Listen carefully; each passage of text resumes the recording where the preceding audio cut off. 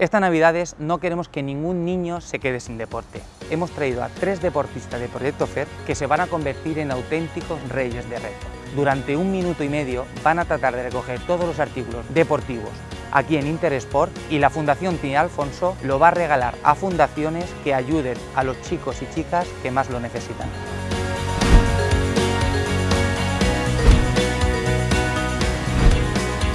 Como sabéis, chicos, tenéis 1 minuto y medio para coger el máximo número de productos posible y lo tenéis que poner de forma individual detrás de cada cesta que tenéis justo detrás de vosotros. 3, 2, 1, vámonos. 1 minuto y medio, recuerda. 10 segundos. 3, 4 viajes, vamos, vamos. Enorme. Perfecto, abre la puerta que nos vamos. Necesitamos algo en la cesta, Eva. Mínimo 2 viajes, vamos. 40 segundos, eso es. Hay que llenarla la cesta. Eso es, perfecto. Bien, tíralo todo. Ánimo, vamos, vamos, vamos, vamos.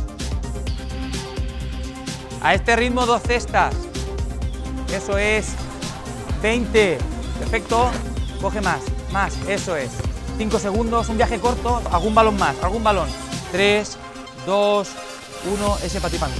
Enorme, perfecto. Muy bien, muy bien. O sea... Respira. Bien. Pues llegó el momento, ¿no? Tenemos que ver quién de los 3 ha conseguido más material deportivo. Empezamos por Fátima. Fátima, ¿qué opinas? Yo creo que la de Eva y la mía son un poco igualadas, pero sin duda he ganado yo. ¿Y tú, Eva, qué opinas? ¿Qué tienes?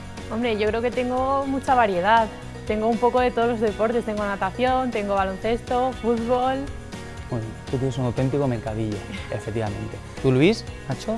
Yo sé que he ganado, porque esas 2 cestas están bastante vacías, la verdad. Pero tienes 2 cajas ahí que ocupan la mitad de la cesta. Lo que quería es que os picaseis, pero en realidad aquí todos ganan.